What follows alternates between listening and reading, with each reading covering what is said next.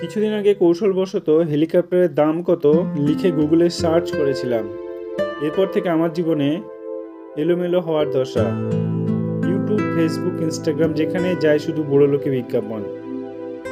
এই ছুটিতে ঘুরে আসুন বুর্জ খলিফা, প্রিয় মানুষকে দিন ডায়মন্ড উপহার। আপনার অপেক্ষায় মিশরের পিরামিড, আগামী বুকিং দিন আইফোন 60 কানাডায়। কিনুন স্বপ্নের বাড়ি। কত আর সহ্য করা যায়? বিপদ থেকে উদ্ধার উপায় তাই বের করতে হলো। গতকাল রাতে সার্চ করেছি ছিঁড়া জুতোর সেলাই করার উপায় কি।